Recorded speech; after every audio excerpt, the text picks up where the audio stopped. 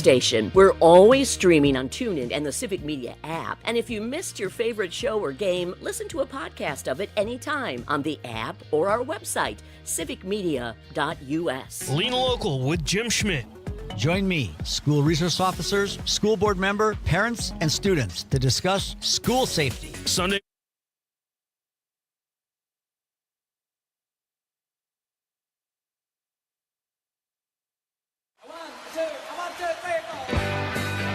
Broadcasting live from the Civic Media Studios in Green Bay, this is Nite Lite with Pete Schwaba, your inside source on everything entertainment from Wisconsin to Hollywood.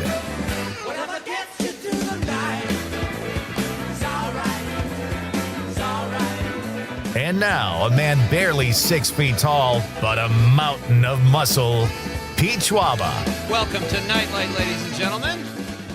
Happy Thursday, everybody. It is the Christmas Eve of weekdays, and we are all here together to celebrate such a beautiful night where we talk about outstanding things in life that bring beauty to our worlds. Movies, TV, comedy, music, you name it. We got some, sports talk is tomorrow, Conrad. I almost said sports, but we'll probably touch on the Cubs and Brewers a little bit. It starts after the show. It's all right. We can give our little predictions, I think. Brewers. We're big surprise there. We're covering it all tonight, folks, and it's great to have you here wherever you're joining us from over this beautiful state of Wisconsin on this gorgeous fall night. Welcome to Nite Lite. Fun show tonight. It's Thursday, so that means we're doing the popcorn pick of the week. If for some reason you've never heard of the popcorn pick of the week or heard that segment, we give you a movie pick that you can check out by way of our guests. And tonight, the guest during our popcorn pick of the week is Matt Miller. He will make and this is cool too, because Matt is a film critic from Milwaukee, and he will give us a movie that we can check out, possibly one we haven't seen, or possibly one we want to revisit if we've already seen it. But I'm excited to have Matt do this. I've been trying to schedule him in so he could give us a pick because he's always fun to talk movies about with anyway. He's also going to talk about some of the things you can see right now in the cinema, as I like to call it. We'll discuss a movie I saw recently. I'm anxious to get Matt's thoughts on One Battle After Another, which this film is like, I was reading Variety yesterday. They think One Battle After Another might draw 14 Oscar nominations, and that would tie a record with La La Land, All About Eve, and Titanic, maybe? That would tie a record. And they think maybe there will be 6 actors from the film nominated in the 4 acting categories. That's never happened before. So, very good film. Anxious to get Matt's thoughts on it. And he's seen some stuff I haven't, as always. So, we'll talk to Matt about that and what's coming up at the theater in the near future. And then Rob Momartz. Yeah. That's his name. Rob Momartz. Momartz. I said it right. Yeah. Momartz. It's Rob Momartz. He is a brilliant illustrator. He will be here at 7:20 tonight. So excited to have Rob in the studio and talk to him about his process and some of the great things he's done. He draws all kinds of stuff, but his illustrations for children's books are just gorgeous. And we'll share some of those with you when he's here. But Rob will be here at 7:20 tonight in studio. I see a Nite Lite window fun picture happening with Rob at some point. Yeah. Maybe we'll give him a book to read that's not a children's book. What book? He can read it through the window. I don't know. Do we have like a... He's a child. We got to keep it clean anyway. I mean, he's a children's book. I can't let my mind go somewhere. Anyway, 2 great guests tonight. We got a fun question tonight in honor of someone's birthday. A lot of cool things have dropped today. We Will Rock You came out on this day, I think in 1977. So you might hear a little bit of Queen at some point during the show. It's John Mellencamp's birthday. He's a good one. John Mellencamp is like the forgotten Americana roots rock guy. And I don't mean he hasn't gotten his props in his career, but you always hear about Springsteen, to a lesser degree, Bob Seger, Tom Petty. And John Mellencamp was huge for like 2 or 3 decades. But you just haven't heard a lot about him in the last, I would say, 15 years or so. But he turns like 74 today. He's up there with Springsteen in age. And John Mellencamp, going back to when he was John Cougar, just has an outstanding music catalog. So you'll probably hear a little Cougar tonight, or Mellencamp, throughout the show. So we've got lots to talk about, and it is Thursday. I forgot to shower today, Conrad. How do you feel about that? That's why you smelled? No, I smell like Sydney Sweeney's bathwater buddy, and you know it. No, here's what happened. I got up today. I woke up at like 5. I couldn't get back to sleep till like 7, and then I slept till like 10:20, and I had to be a guest on my friend Mike Lucas, who was on this show last week. He has a podcast. He asked me to be on the podcast. I said, of course. So I was on his podcast today at noon. Well, I'm scrambling to get ready for the show. I thought, I'm not going to shower. I'll just throw some water in my hair. They don't have smell-o-vision over StreamYard, so I figured I was fine, right? So as the day went on, I just realized, like, I felt showered, and then I'm like, oh my God, I didn't shower. So don't tell Rob when he's here in studio. What if he's listening right now? No, just keep it on the QT. Rob seems like a stand-up guy. Like, I'm sure he showered. I would imagine Rob seems like a pretty clean-cut guy. I wouldn't make those judgments. I'll let you know when I meet him. But we'll discuss his cleanliness and his the sense he's giving off while he is in the studio. And he can draw his way out of it. He's that good. So I didn't, and it's a weird feeling. Like, do you ever go days where you don't shower when you have to work? I mean, sometimes you have to. But if I don't shower during the day, I'm showering before I go to bed. Yeah. I think if you shower before you go to bed, you're better off because you're clean longer. You don't really sweat when you sleep.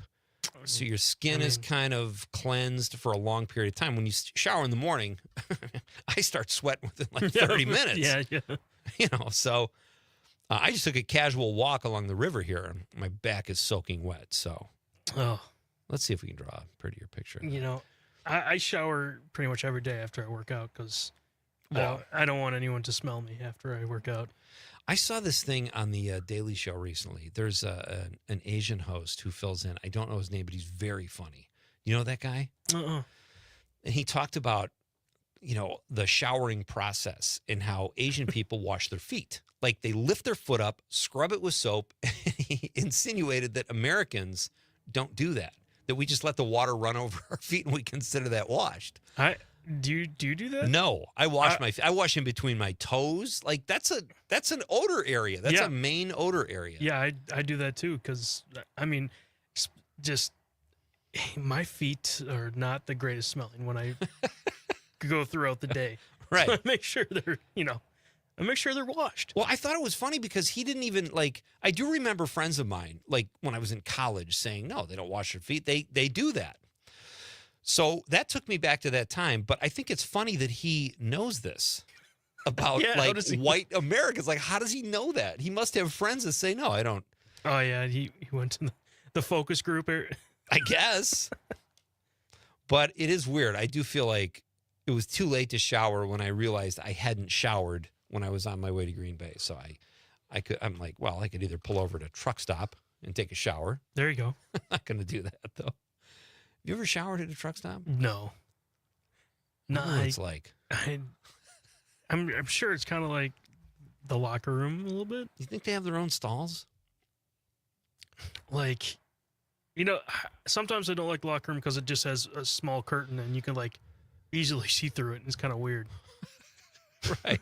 But there's a Y actually in town that has full doors. Oh, okay. And that's the best thing ever. It's like a little apartment. Exactly. And you can stretch out, take your time. You don't feel like you're being watched. That's how I feel. Because when and we've talked about this before, when I was in high school, it was just a big open. It was like the Wild West of showering. And there's insanity going on. So I would think at a truck stop, those guys are in their trucks all the time. They would want a nice place to shower, I think. Yeah. When you were in high school and you had those showers, did you have to shower? Would it affect your grade if you didn't? Oh, you know what? I vaguely kind of remember that, but I don't know that we were forced to shower. I don't think so. There was one grade where that did happen to me. Really? Yeah. how are they grading your shower? Are they inspecting you, or they're like, if you don't come out of the locker room looking a little wet, they're gonna dock you for the day. That's kind of weird. I think that was like 7th or 8th grade. I can't remember, but after that, I've never showered in one of those locker rooms again. Because like you, mine was like that as well. Yeah. With a big wide really? open. Yeah. I don't. Here's a weird thing. I had a friend in Chicago when I lived there years and years ago who went to one of the Catholic high schools. They not only had to shower, they had to line up naked by the pool for like to. This is what he told me. I can't confirm or deny, but he's not the kind of guy that would make that up. And it was sort of like a cleanliness hygiene thing, isn't it? That's absurd. And I'm like, what did your parents think? It's like, oh, they just do what people tell you. That's what their parents were like. And that's kind of what my parents were like. But I think they would have raised an eyebrow at that one. Yeah, it was a different time. It's weird. It is weird. It's crazy weird. It was a lot of fun. No, it was terrible. So, all right, I think it's time, without further ado, we get to our Nightlight question of the night. Let's talk about the question. Okay, question. Question. Question. Pregunta. Question. Question. Hey, I have a question. Questions? This question. Domanda. Question. Question. Questions. Oh, in honor of Matt Damon's birthday this week, what is your favorite Matt Damon movie? And I'm just looking through this because he has made a ton of movies. He hasn't even been around. I think Good Will Hunting came out in like 97. That put him on the map. So 28 years. He's got like 100 movies. Maybe not 100. What is your favorite Matt Damon movie? 855-752-4842, 855-75-Civic.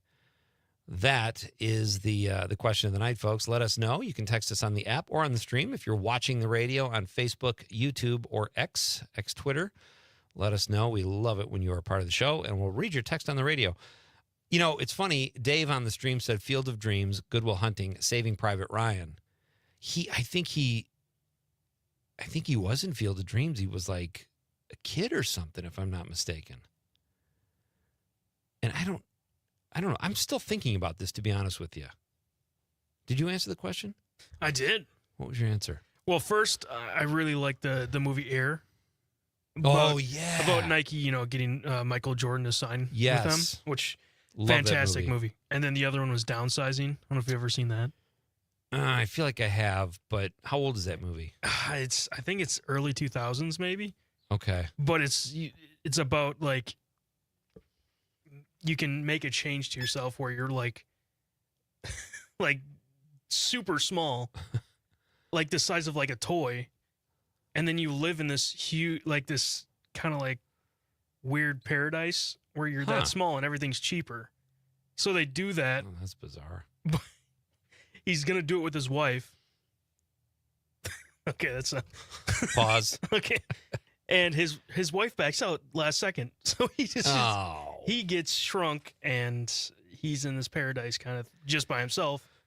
But it takes a crazy turn, and it's a really good movie, actually. Say the title again. Downsizing. Interesting. The obvious choice is the Bourne movies, but I'm not going to go there. I'm going to reserve the right to choose. I'm going to say, and I'll pick between one of these: Rounders, Air. I just lost my Rounders, Air, and maybe Ford versus Ferrari. That was a great movie. We'll discuss, but let us know what you think, folks. What is your favorite Matt Damon movie? We're talking movies. It's the Popcorn Pick of the Week with our pal Matt Miller coming up at 6:35, and then Rob Momartz at 7:20. Brilliant illustrator. It's Pete Schwaba and Nightlight on the Civic Media Radio Network. We're going down, down. Come on, John!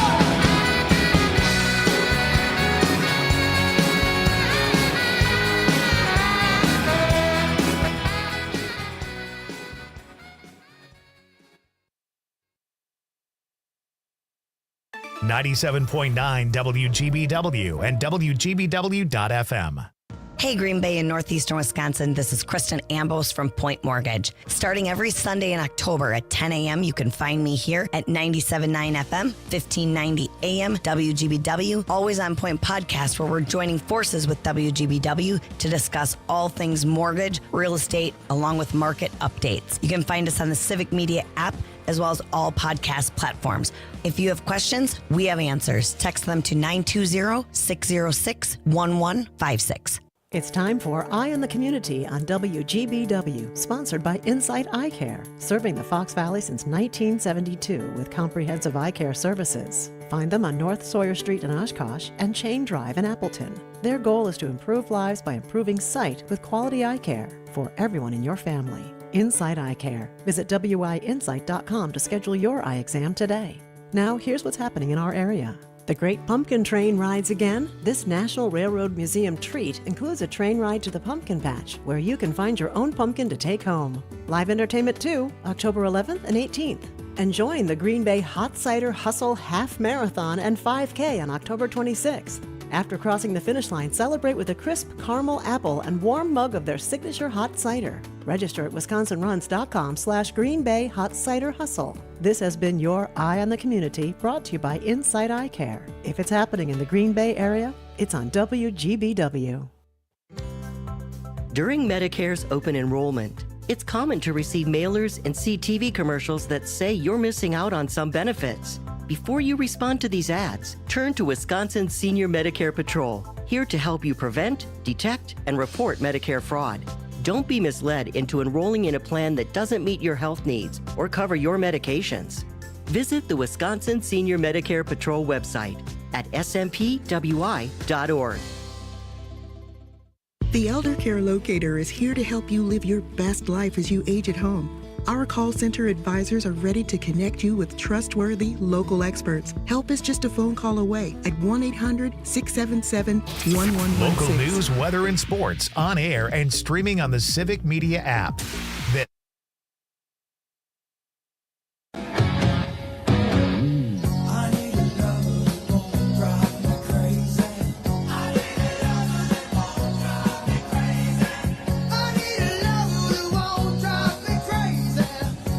Welcome back. I'm Pete Schwaba. This is Nightlight. That is John Mellencamp with I Need a Lover. He turns 74 today, I think. I thought I'd look this up, but apparently not. And again, like John Mellencamp, one of the greats. You just don't hear his name that much. I know he had some health problems, but great songs. Pink Houses, Small Town, Minutes to Memories. He's got some amazing tunes. Do we have a phone call, Conrad? Yes, we do. Terry from Madison. Terry, how are you? I am great. How are you? Doing very well. It's nice to hear from you. Thank you. Sure. What's on your mind? So it's also Jackson Brown's birthday today. Oh, is that right? Yeah, I think he's 77. Wow. Maybe. Yeah, not Okay. young, but He's had a still good out there run. making music. He's awesome. I love Jackson. Love What is your favorite Jackson Brown song? Well, it's kind of obscure. It's off. Yeah, it's called Ready or Not. I think I know that song. Yeah, it's about him basically getting his girlfriend pregnant.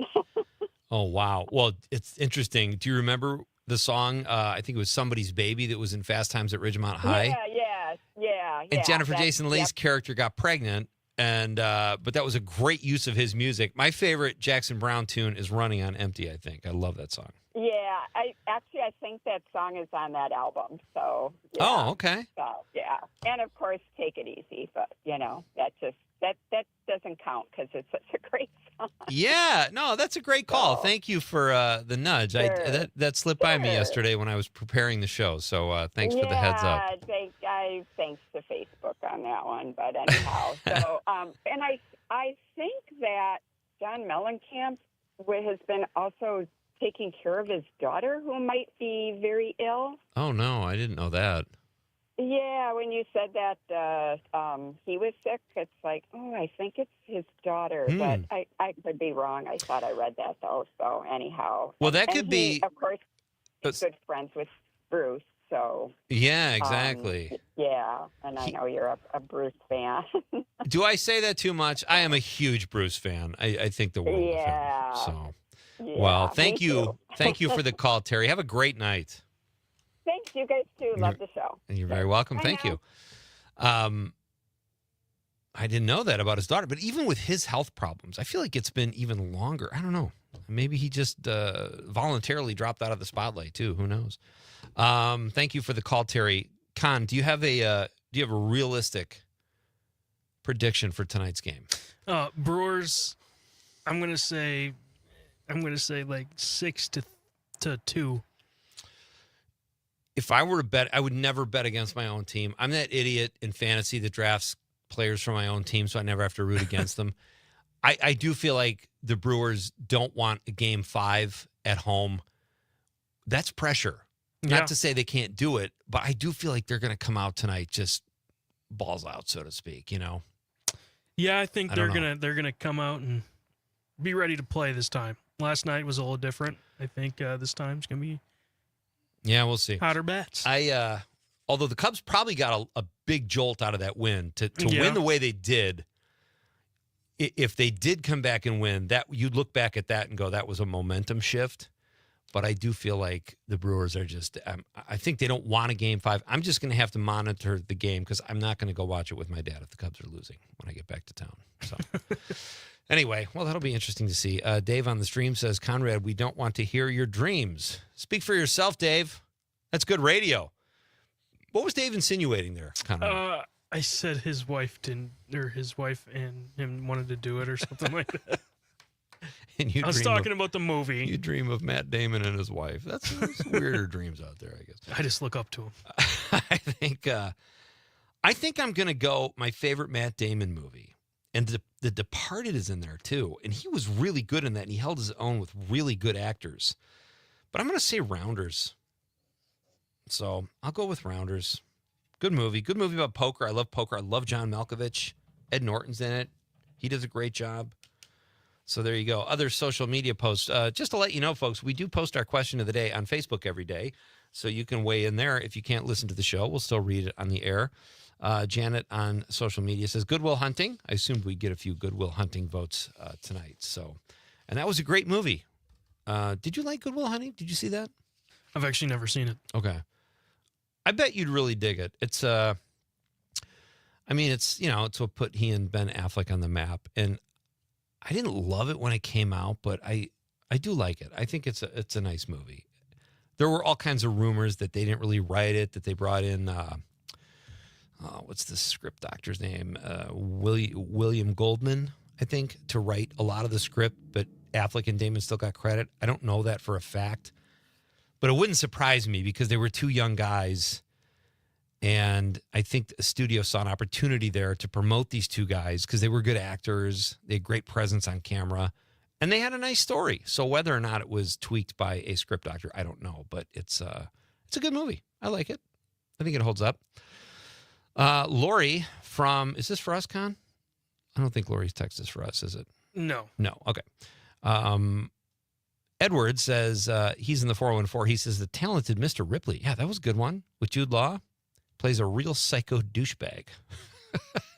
We could say douchebag, right? That's just good, clean American verbiage. Anna from Madison says, hi, Pete and Conrad. My favorite Matt Damon movie was Saving Private Ryan. Yeah, and then you got that movie, too. He's got a ton of credits. That's incredible. All right, we'll read more of your texts as the show goes on. What is your favorite Matt Damon movie? It's Matt's birthday this week, and that's a good question. He's done enough movies where we can, even the casual fan probably knows a couple. When we come back, folks, we're making the popcorn pick of the week with our pal, Milwaukee film critic Matt Miller, and all kinds of fun here. Be part of the show. Phone lines are open. Let's do this. It's Pete Schwaba and Nightlight on the Civic Media Radio Network. Down on my street, and it feels like love got the radio on, and it's all that we need. There's a heartbreak beat, and it feels like love.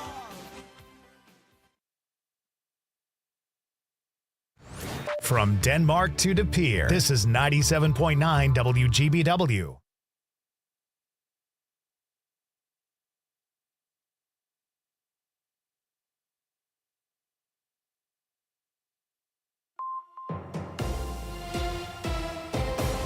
From the 97.9 WGBW Newsroom, I'm Connie Fellman with this local news update. Brown County Sheriff's officers say speed and alcohol were likely factors that led to the death of a 21-year-old killed in a car crash last night in Howard. Authorities say a truck the man was riding in hit a utility pole and then a tree in the area of County Trunk C and Evergreen Avenue. Deputies say 2 people were pinned inside the truck with severe injuries. They say the driver, a Howard man, was taken to the hospital with life-threatening injuries. Names are not being released at this time. A prominent Wisconsin Democrat recently announced he is not running for governor, opting instead to seek a third term as the state's top law enforcement official. Attorney General Josh Kaul announced he's running for re-election.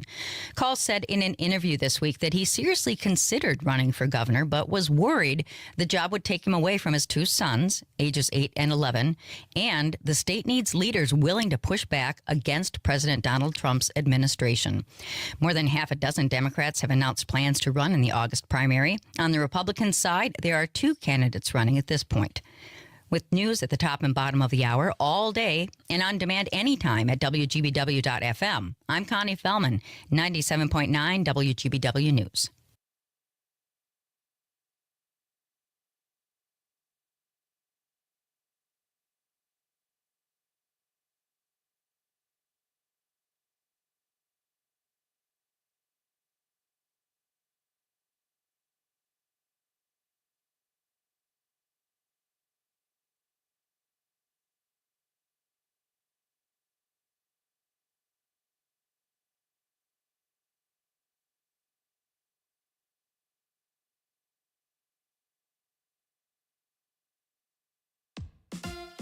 On your entertainment beat, I'm Pete Schwaba. In 2007, co-hosts of The View, Rosie O'Donnell and Elizabeth Hasselbeck, came to blows on the set. Can't believe I missed that. The skirmish was over an argument about the Iraq War. O'Donnell recently appeared on the Ricky Lee, Tim, and Joel podcast and said she feels like the producer set the whole thing up. O'Donnell came to this conclusion when she realized there was a split screen being used for the whole episode. O'Donnell left the show shortly after. Hasselbeck stayed on until 2013. I Play Rocky is a new film about the making of the film Rocky. The Peter Farrelly-directed movie is currently in production and has announced that Matt Dillon will play Frank Stallone Sr., Sylvester Stallone's father in real life. The film will tell the story of Sylvester Stallone's struggles as an actor until he wrote Rocky and stuck to his guns while fighting for the chance to play the title character in his own script. Rocky went on to win the Academy Award for Best Picture in 1977. For more showbiz fun, tune in to Night Light with me, Pete Schwaba, weeknights from 6 to 8 p.m. on the Civic Media Radio Network.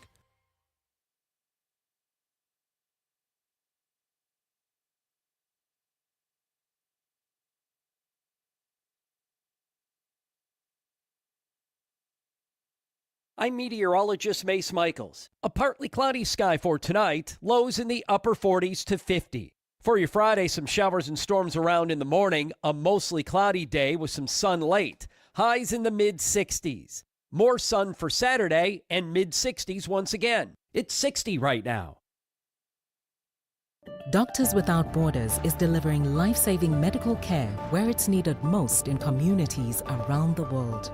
From bandaging war-wounded patients in Sudan to providing clean drinking water in Haiti, we're in more than 70 countries worldwide, bringing patients from sick to recovering, from emergency to aid, from crisis to care.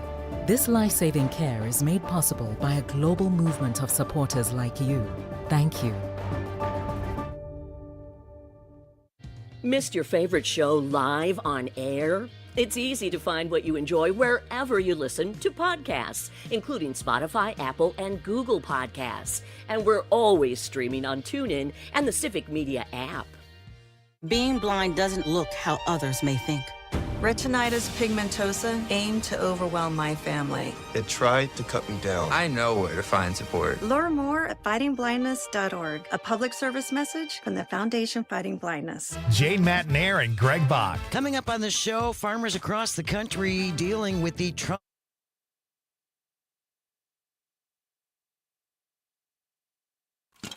It's time for the Night Light Popcorn Pick of the Week, where we recommend a movie that you'll either enjoy or won't. Here's your host, Pete Schwaba.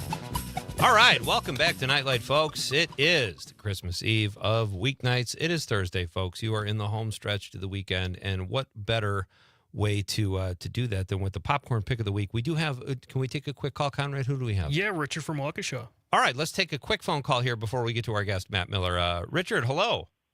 Hi, how you doing? Doing great. How are you? I'm pretty good. I come across an interesting movie I'd like to put out. I don't know if you ever heard of it or saw it, called Music Within. It's about maybe 2006 maybe. Okay. It's on a true story of a Vietnam vet. And what's really great about it is you can laugh and cry through this movie. He gets disabled. And during the Dukakis senior Bush election, he gets out to the media that whoever decides to start something to help the veterans get jobs will win the election. And guess who takes him up on it? Dukakis? No. Bush? George Bush. He got the votes. Nice. I do kind of remember this movie. It's Ron Livingston in the lead, but I've never seen it. But you recommend it? Yeah. Okay. Yeah, you can tell it's the fact it's a true story. It's full of laughs and tears, but it's I don't think they had a high budget, but it's done pretty well. It's got all of the '70s best music playing through it. Okay. Oh, I love that. And there's a lot of funny parts in it. So that's Richard's popcorn pick of the week, and if you're interested, folks, you could check that out on Tubi. It says it's free on Tubi. Well, everything's free on Tubi, but that's a great choice. Thank you, buddy. Appreciate the recommendation. Have a good one. Yeah, you too, Richard. Thank you very much. All right, look at that, Conrad. You get 2 popcorn picks this week. One from one of our regular listeners, Love Richard, and now we are going to bring in one of our frequent flyers here at Nightlight. He is a film critic based in Milwaukee, and lots of fun to talk to here on Nightlight from time to time. And he's here to make the popcorn pick of the week, Mr. Matt Miller. Hey, buddy. I'm honored. Thanks for having me. All right, likewise. I'm trying to set this up for a while. When I realized you hadn't done this yet, it's always nice to get a critic's perspective, or a recommendation for that matter. So I'm thrilled you're here. Do you have a favorite Matt Damon movie, Matt? A favorite Matt Damon movie? Ooh, We're celebrating his birthday a little bit tonight, so that's our question of the night. I do really enjoy the Bourne movies, or at least the original 3. The latter ones are not very good. I always enjoy an Ocean's 11. That's just great watching right there. The Martian is very enjoyable. Well, I don't know if his highs are very high. I think he's a good actor, but I don't often think about like great Matt Damon performances off the top of my head. He's always just steady, 2 hands on the wheel, and there is value in that. There is value in just a well-made cheeseburger, Absolutely. And that's a great comp because he was in, I would say my favorite was maybe Rounders. Obviously the Bourne movies are great, but I liked Rounders, I liked Air, I liked Ford versus Ferrari, but in The Departed, he held his own with some pretty good actors. So I had trouble choosing, actually, because I agree with you. I don't think he's in the upper echelon, but he's on the upper end of serviceable, if you will. 100%. He's a good movie star, and I think he's very good in Oppenheimer. I'm going through his list of credits now, and he's very good under. I mean, everyone's really good in Oppenheimer, but he's rather good. He's also, I think, he's an actor who's really well weaponized. And what I mean by that is like he's really good in Interstellar, because you look at Matt Damon and he's supposed to be all-American hero guy, and then the movie weaponizes that and it's just like, no, this is a broken guy who thought he was going to be the hero and wasn't, and is now willing to like end the human race to prove that he's a good guy. And like it is interesting how movies utilize him. I think Christopher Nolan really knows how to use Matt Damon really well. And I think those are the kind of performances that are best when a director really is like, I know how to utilize you in a way that takes your movie star persona and weaponizes it in a way for the audience. That's a great answer. Yeah, and he's made some good films. There's no question about it. So, but let's turn our attention to, I'm very anxious to talk to you about your approach, Matt, regarding the popcorn pick. How do you like to watch movies? Like, as a critic, Do you prefer a theater that's filled with people, or do you like to watch in the comfort of your own home and block everything out? What's your In process? a theater, 100% all day, every day. I will take a theater 100% of the time. I will take a theater empty. I will take a theater full. I will take a theater filled with people on their cell phones. I will take a movie in a theater with a bunch of movie talkers. I will take all of that over streaming something at home, all alone on my couch, being easily distracted and just not being immersed in the movie. You know, I think the theatrical experience is the best way to watch a movie. And are there issues with it? Absolutely. But I just think there's no better way to submit yourself to a story, to submit to yourself to an experience like a movie theater. I agree. Let's talk about that though. You're at the movie. You're trying to watch it. You're going to write a review. Maybe you're just there for fun. And there's a bunch of kids talking, or some couple, or some older people that won't sound. And the older people, God bless them, they talk loud. Older people are worse than young people in theaters. Right. So 100%. Because A, older people talk loudly, and B, young people don't like being called out and will be quiet if you shush them. Older audiences are offended that you will that you made issue with them talking loudly. I've done that too, and they feel like they give you a look like they're in you're in their living room or something. It's like, no, we paid money to see this movie, And I don't know why you paid money to talk through a movie, but again, better experience than at home. Okay, very good. And what kind of movies? What are your favorite movies to watch, Matt? Like, do you have a genre you prefer when you're not reviewing something? My smarmy answer is good movies. I don't really have a favorite genre. I will watch a musical. I will watch a weird indie movie. I will watch a horror movie. I'll watch an animated kids movie. If a movie's good, I want to see it. I want to experience it. I'll watch an old movie. I'll watch a silent movie. I'll watch a weird. The only one I won't watch is an AI movie. Get that crap out of my face. I almost asked you about that because there was an article last week, Tilly Norwood, this whole thing with, her creator saying she might sign with an agent. She's got her own Instagram account. I don't know if you're familiar with the Tilly Norwood stuff. But she doesn't have her own Instagram account. That's like saying Wendy's has an Instagram account. Correct. Wendy's is not a person. Wendy's is a brand. Tilly Norwood is not a person. She is a computer program. Why can't they categorize AI as animation? That's basically what it is, right? I mean, it's Pixar. It's animation without even the art of animation. I'm not saying this to make you feel bad, but that's an insult to animators. Animators work hard. This is a computer plagiarizing a bunch of stuff and creating a fake person, and it stinks. And I think you can tell that this is not something like they keep saying audio, this is here to stay. No, it's not. You said the same thing about the stupid monkey images 3 years ago, and now I don't even know what they're called anymore. These aren't things being decided by audiences. Audiences don't want to see AI. When you hear about AI, we call it out of the room. This is stuff planted by the industry, planted by these up and coming AI groups. That's why you're reading about this stuff in Variety. You're not reading about it from fans of Tilly Norwood on your computer. You're not reading tweets and Facebook posts being like, Tilly Norwood's really impressive. No, it's just all industry people trying to be like, no, this is the next big thing. You 100% want to be on this. It's 3D TVs, but worse. As I'm talking to you, and my guest is Matt Miller. He is a Milwaukee-based film critic. He's here to make the popcorn pick of the week tonight. Then we're going to tell you about what you can see in the theaters and what's coming up. I don't think you can replace actors with AI. Another profession I don't think they can replace, Matt, are movie reviewers with AI. Honestly, how could they could give very broad strokes, but no nuts and bolts or nuance, right?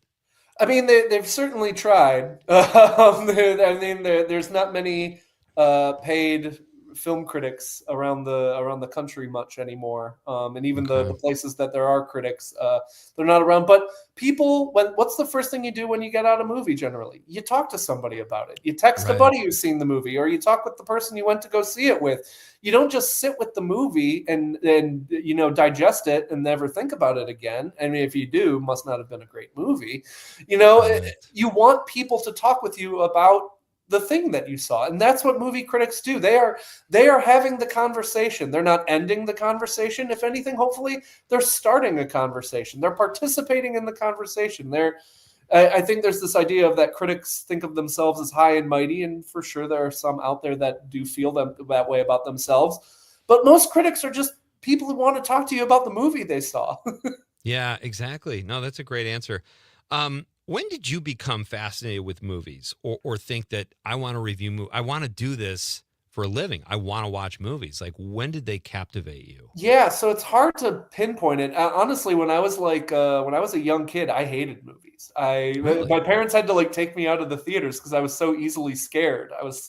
Jumanji gave me nightmares. The THX sound in the beginning of Empire Strikes Back gave me nightmares. The Disney animated short film Runaway Brain gave me nightmares. Everything gave me nightmares as a kid. And then I think around when I was like first or second grade, honestly, I started, reading my dad's Entertainment Weekly, and I started reading my parents' Weekend Q section, and I just got really interested in movies. And I saw stuff like The Truman Show. Really opened things up for me. Really great movie, tremendous movie, the Peter Weir, Jim Carrey movie. And I just, I kept reading these reviews and I watched some Ebert and Roper and Siskel and Ebert. And I was like, I'm fascinated by these people talking about these movies and thinking about how they're made. And I literally would bring the Weekend Q from the Milwaukee Journal Sentinel into my like third grade classroom every Friday. And they'd let me like do a little presentation on like the movies that came out that weekend. Cool. And I was a very cool kid. What's your favorite movie snack, Matt? In the theater and then at home? Let's break it down there. If I'm watching a movie at home, I'm generally not eating. I might be having like a bowl of ice cream or something at home, but I don't really have a go-to. And honestly, I don't really have a go-to at the movie theater either. I kind of go through ebbs and flows. I'm getting back into popcorn after working at a movie theater for 10 years in my high school and college days. You really sensory, it gets into your DNA and into your bloodstream. And now finally, probably about 20 years later, I'm finally getting used to eating popcorn again and enjoying that. But I'll do a bunch of crunch. I'll do a chilled junior mint if I'm feeling frisky. Yeah. An occasional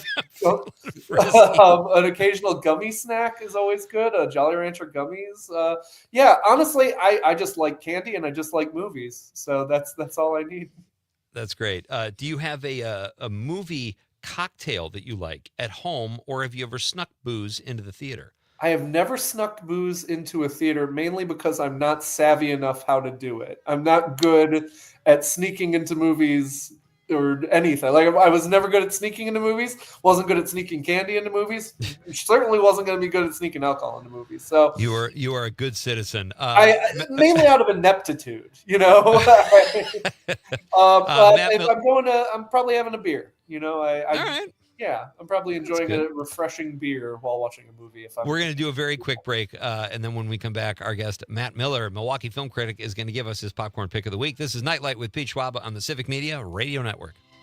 At long last, love has won, and I thank God I'm alive. You're just too good to be true. Can't take my eyes off you.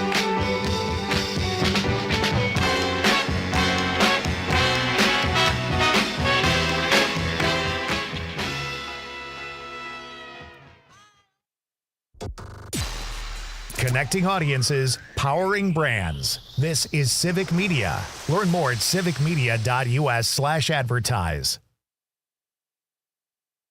$5,000. That's the average amount of money people in the U.S. are now spending on gas in a year. $5,000. That's crazy. If you drive, you have to download Upside, the free app that gives you cash back every time you get gas. That's right. You can earn real cash back with Upside just by buying the gas you're already buying. You can literally start earning cash back today. I use Upside every time I fill up, and I've already made around $300. You're putting gas in your car anyway. Why not get real cash back back. If you like free money, download Upside. I'm saving the cash I earn from using Upside to help pay for a vacation later this year. Download the free Upside app now to earn cash back every time you buy gas. Use promo code COOL to get an extra 25 cents per gallon on your first tank. You can cash out anytime right to your bank, PayPal, or a gift card for Amazon and other brands. Just download the free Upside app and use promo code COOL for a 25 cents per gallon bonus on your first tank. That's code COOL for a 25 cents per gallon bonus.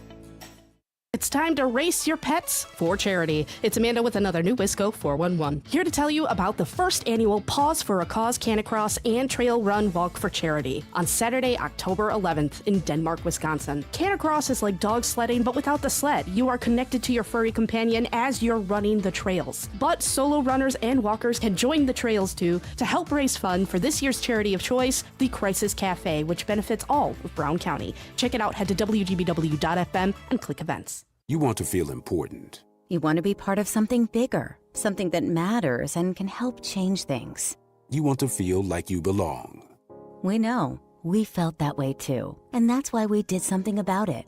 We aren't just Army National Guard soldiers. We are normal people just like you. But our part-time service in the Army National Guard means we get to be more. When our communities are in need, we get the chance to stand up and do something about it. We get to serve in our own region and help the people we call neighbors. From the lake shores of Ohio, Michigan, Wisconsin, and Minnesota. The fertile fields of Indiana, Illinois, and Iowa to the wide open plains of North and South Dakota. We are here for our hometowns. And together, we can make a difference. Take on your legacy. Visit NationalGuard.com to find out more. Sponsored by the Wisconsin Army National Guard. Aired by the Wisconsin Broadcasters Association and this station. Not completing high school is more of a social thing than it was an academic thing. Even though all these years have passed, I still had that longing to have my diploma. At age 30, Carissa finished her high school diploma. If you're even considering getting your high school diploma, you can do it. No one gets a diploma alone. If you're thinking of finishing your high school diploma, you have help. Find free adult education classes near you at finishyourdiploma.org. That's finishyourdiploma.org. Brought to you by the Dollar General.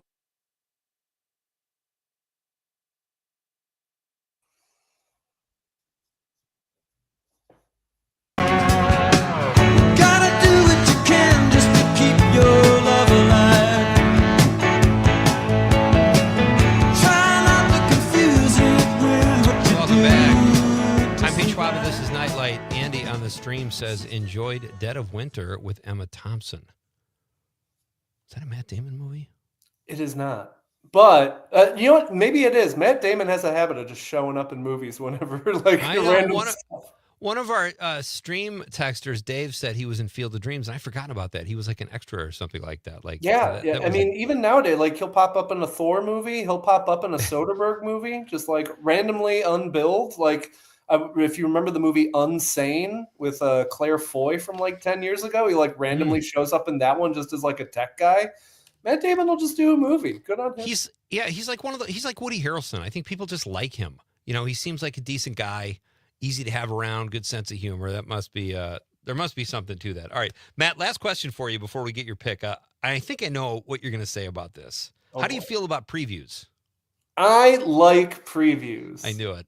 I like trailers. I feel like they set the mood for me seeing a movie. I like seeing a preview that gets me excited. I am a little bummed out. I missed the days of the debut trailer in theaters when like you'd be watching a trailer and you're like, oh, I haven't seen this before. What is this? Like, I wish I missed that mystery, you know? But I love previews. I don't love the commercials that are in previews. Me either. And I think honestly, I think that's what people dislike. They dislike the 5 AMC, you know, the Nicole Kidman and the dancing people and the Coca-Cola ad. And like, you know, that's the stuff people don't like. I think most people are totally fine with trailers. They like trailers. They like little mini movies.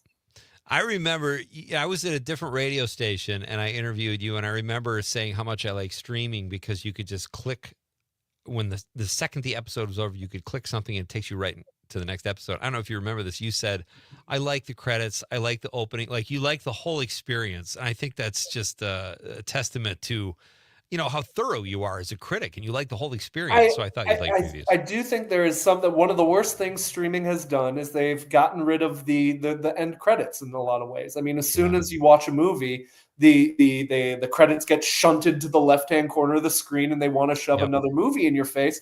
And it's like, no, those credits serve a purpose. It's to, show credit to where credit is due for making the movie. But also, I like to process the movie. I like to sit there and think about what I've just seen, I'm not saying you have to sit all the way through to the, final company logos, but there is something about just like sitting there and letting a movie marinate and letting yourself think about it instead of just being like, next content, please.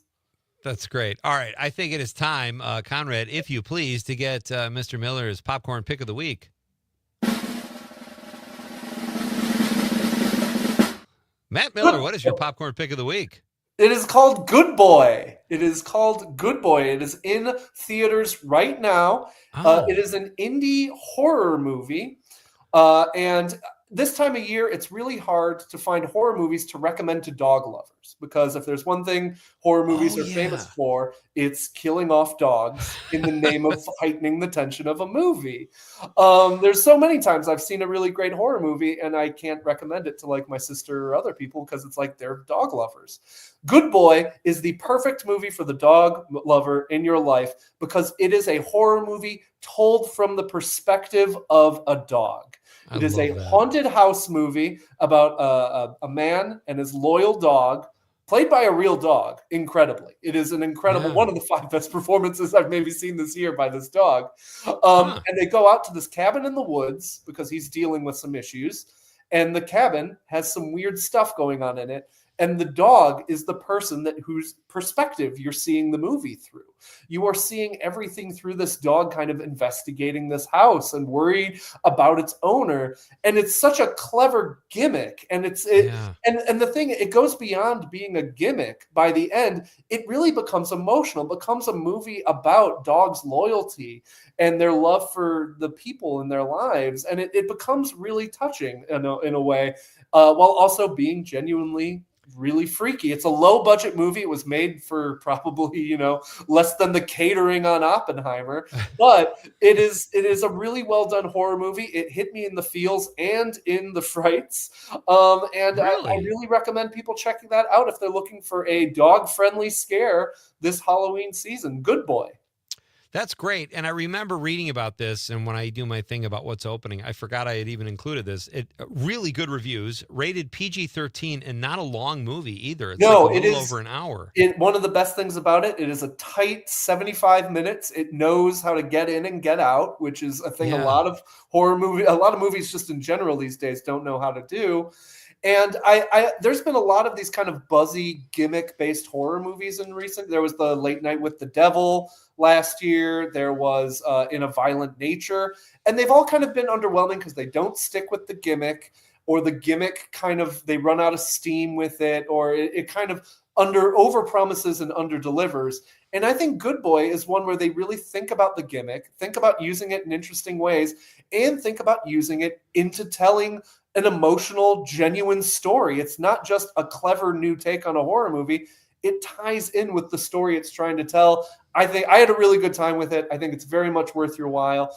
So yeah, that's a good, perfect pick for the Halloween season. Good Boy in theaters now.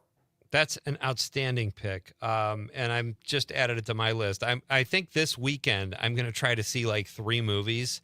I know nice. I want to see Roofman, and I want to see Good Boy, and then there's The Long Walk my son loved. When we come back, Matt has agreed to stick around through the news and join us for a few minutes anyway into Act 2.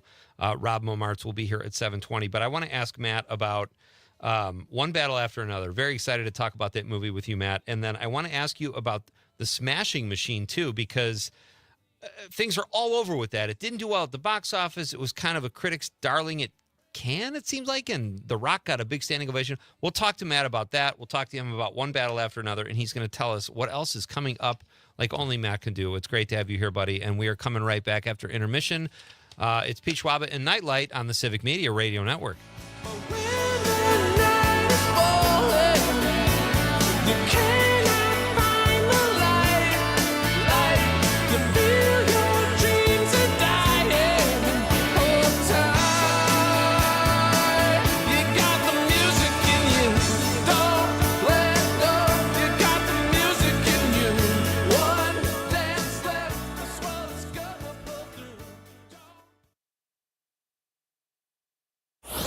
If it happens in Wisconsin, you'll hear about it. Local news and timeless hits. WGBW, Denmark, Green Bay.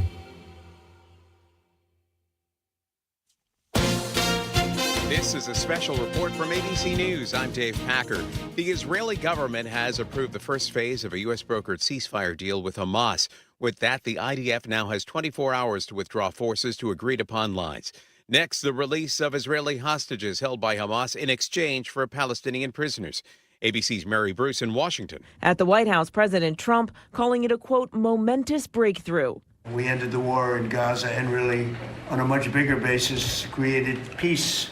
And I think it's going to be a lasting peace, hopefully an everlasting peace. A huge triumph for Trump, who brokered the deal, negotiated by his envoy Steve Witkoff and son-in-law Jared Kushner. ABC's Marcus Moore in Tel Aviv. President Trump says he's likely to travel here to Israel in the coming days, and Prime Minister Netanyahu has invited him to address the Israeli government. And President Trump telling families hostages will be returning early next week. This is ABC News. Pope Leo is criticizing how the wealthy live in what he calls a bubble of comfort and luxury, while poor people suffer on the margins. ABC's Chuck Sievertson. The Vatican has released a document titled I Have Loved You, which Pope Francis had begun to write in his final months, but never finished. Leo credits Francis with the text. The document traces the history of Christianity's concern for poor people, from biblical citations to recent preaching about caring for migrants, prisoners, and victims of human trafficking. Leo quotes Francis about the global economy that kills and criticism of trickle-down economics, about the illusion of happiness derived from accumulating wealth. A federal judge today tossed out a defamation lawsuit rapper Drake brought against Universal Music Group as part of an infamous feud with rival rapper Kendrick Lamar. The judge found alleged libel in Lamar's diss track Not Like Us was opinion and rejected the lawsuit. That lawsuit alleged that the track tarnished Drake's reputation. Dave Packer, ABC News. Doctors Without Borders is delivering life-saving medical care where it's needed most in communities around the world. From bandaging war-wounded patients in Sudan to providing clean drinking water in Haiti, we're in more than 70 countries worldwide, bringing patients from sick to recovering, from emergency to aid, from crisis to care. This life-saving care is made possible by a global movement of supporters like you. Thank you. I was stuck in a state of panic and endless rituals. So I made the call. Mental health care works when you make the call. Visit mentalhealthcareworks.org. A message from the American Psychiatric Association Foundation. You are never far away from your favorite radio station. We're always streaming on TuneIn and the Civic Media app. And if you missed your favorite show or game, listen to a podcast of it anytime on the app or our website, civicmedia.us.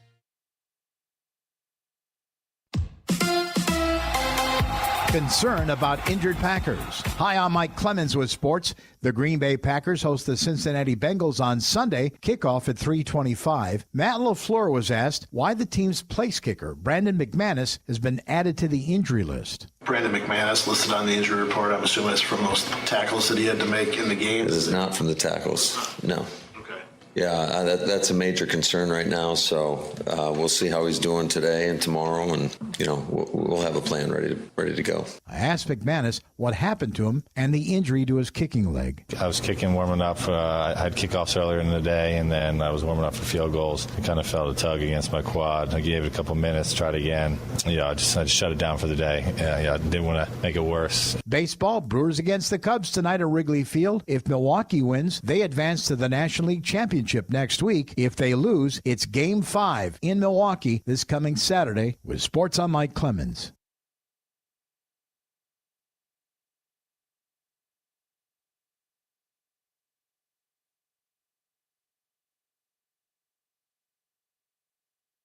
I'm meteorologist Mace Michaels. A partly cloudy sky for tonight, lows in the upper 40s to 50. For your Friday, some showers and storms around in the morning, a mostly cloudy day with some sun late. Highs in the mid-60s. More sun for Saturday and mid-60s once again. It's 55 right now. Lean Local with Jim Schmidt. Join me, school resource officers, school board member, parents, and students to discuss school safety. Sunday mornings at 9 on 97.9 WGBW and streaming on the Civic Media app. Not completing high school is more of a social thing than it was an academic thing. Even though all these years have passed, I still had that longing to have my diploma. At age 30, Carissa finished her high school diploma. If you're even considering getting your high school diploma, you can do it. No one gets a diploma alone. If you're thinking of finishing your high school diploma, you have help. Find free adult education classes near you at finishyourdiploma.org. That's finishyourdiploma.org. Brought to you by the Dollar General Literacy Foundation and the Ad Council. We are the National Park Foundation, and together with you, we're creating a future where every person, every generation, gets their chance at an unforgettable moment. Learn more at nationalparks.org/foundation. Missed your favorite show live on air? It's easy to find what you enjoy wherever you listen to podcasts, including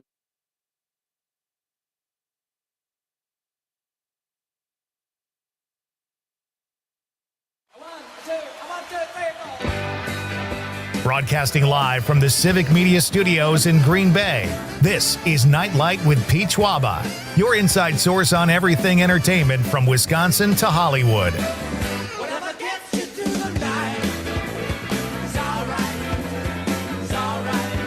And now, a guy who travels so he can pretend he's on the lam, Pete Schwaba. Welcome back to Nite Lite, folks.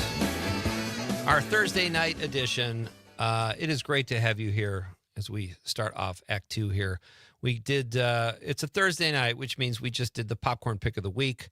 My guest is Matt Miller. He is a Milwaukee film critic. We will be back to Matt in just a minute, but his pick was a great one. It was Good Boy, and you can see it in theaters right now. It's remarkably well-reviewed. It's rated PG-13, and it's not a long watch, and Matt said it was very tight and just a really, really good movie. So I'm probably going to check it out this weekend, too. That's a great popcorn pick. Coming up in just a few minutes, children's book and comic book illustrator Rob Momartz will be here in the studio. We'll talk to Rob about some of his work and his process. If you missed hour one, our question of the night is, what is your favorite Matt Damon movie? It was Matt Damon's birthday this week. I think it was yesterday. He's 55, Conrad. Really? 55 and about... I thought he'd be younger. Really? I don't know. He's got one of those faces. We also talked about Conrad's dreams. He dreams about Matt Damon and his wife. So, according to Dave, anyway, on the stream. And then we also talked about how I didn't shower today. I wet my hair for a podcast, and it just felt like I had showered. And by the time I realized I hadn't showered, it was too late, and I had to come to Green Bay. So we will... Your job, Conrad, when Rob is here, will be to monitor the aroma I'm giving off. Hopefully I don't have... It's already pretty bad. Yeah, okay. All right, let's get back. Our guest is Matt Miller. We've got a few more minutes with Matt, and I'm anxious to talk about a couple of films with him. Matt, all right, let's start with One Battle After Another. This is like what I was reading yesterday, possibly 6 actors nominated. They might tie All About Eve, Titanic for 14 nominations. Like, there's a lot of buzz. I think that may be a little ambitious of some of these Oscar prognosticators. I think so, too, because, just the first thing that comes to mind is Benicio del Toro, like, kind of always good, but kind of not wasted, but he didn't have a huge part. I can't see that drawing a Best Supporting Actor nomination. He is. I think he is a supporting actor nomination. The problem is we've kind of contorted the definition of supporting actor over the last recent decades to basically like co-leads getting supporting. People forget that supporting actor used to truly mean people, who were supporting characters in movies. Right. So I do agree that his role is probably too small and not flashy enough to win over the current, kind of body of voters and stuff like that. I just think it's not going to get that many nominations because we are in October and there's still 3 to 4 more months of movies to come out. And, part of the problem is also One Battle After Another is a Warner Brothers release. So is Sinners, the other front runner for Best Picture right now. And, it's really hard for a studio to maintain 2 really good campaigns that are going to be fighting against one another. I mean, they're going to be putting up Michael B. Jordan against Leonardo DiCaprio. They're going to be putting both those movies up for Best Picture. They're going to be putting Ryan Coogler and PTA, Paul Thomas Anderson, up against each other. Like, there are going to be a lot of competitive races going on within the studio, much less when you add in every other category that's to come. So it's a long Oscar race. It's an interesting movie. I think it's a very good movie. But yeah, the idea that it's going to like just sweep all the categories, we got a lot of ball game left. Great point. And one of my other favorite films this year was Sinners. And you could argue Michael B. Jordan had more to do. He played 2 roles. But Leo DiCaprio is really good. I love it. Like I always get scared when I hear comedy thriller, comedy action, because I feel like it never delivers on either front. Mm-hmm. The comedy is all out of the character and the situation. It's the comedy I love, and it really worked in One Battle After Another, in my opinion. Overall thoughts, you said you liked it, but is this up there with Paul Thomas Anderson, one of your favorite films of his, or? Ooh, that's tough. I really love Paul Thomas Anderson. I don't know if he's one of my guys who it's like, if I'm picking the best filmmaker currently alive, I don't know if I choose him, but he's in the running. Sure. So it's hard because, how do you compare a movie that I've only seen once and has only been out in theaters for a few weeks to a There Will Be Blood or to a Boogie Nights? I do think this is, it's you brought up the tone thing, and I think that's what's so impressive about One Battle After Another is that it is very funny, very thrilling, all at the same time, never kind of detracting from one another. It's tense, it's exciting, it's goofy, it's all these things in one package, and it's a 3-hour movie basically. It's, I think, 2 hours 45 minutes. It feels half that long. The thing Agreed. flies by, and you reach the end of the movie and you're like, roll it again. Let's do it. Let's do that one more time. It's just so propulsive, but without sacrificing, the character and sacrificing tone and sacrificing the ideas it's going for. I think I had a great time watching it. I'm hoping to see it again this weekend. Hopefully the Brewers wrap things up tonight, and I'll have a Saturday to take someone to go see that movie. But I'm a big fan of it. I think Sean Penn's terrific in it. I think Chase Infinity's terrific in it. It's just I think Leonardo DiCaprio, I think manic comedic doofus Leonardo DiCaprio is my favorite type of Leonardo DiCaprio. Great. Yeah, I think he's at his best when he's being loose and not trying to impress you. So I liked Leo, and I mean Benicio's kind of already iconic with just a fefew small beers. So I think it's a real hoot and a holler of a movie, and not to bring things back to the Oscars because, it's art. It's not all about awards. But I do think it's going to be very interesting that you're going to have this and Sinners right now are kind of the big competitors because they're both really auteur, vision-directed movies in the studio system. They're movies that are going after big ideas, complicated, complex themes, smuggled into very entertaining studio projects. That wear their politics and their visions on their sleeves. And it's going to be hard for voters, I think, to kind of choose between those two, because I think there's a lot of people who truly love what Sinners did, being an original movie, making the money it did and having the things to say that it does. And now you have One Battle After Another. Also, PTA being like, I can make a Hollywood blockbuster and it rules. That's so well said. And like Sinners, I would almost give Sinners the nod in how ambitious it was and odd with the vampires and the twins. And like, there's so much going on in the sets and the costumes and everything.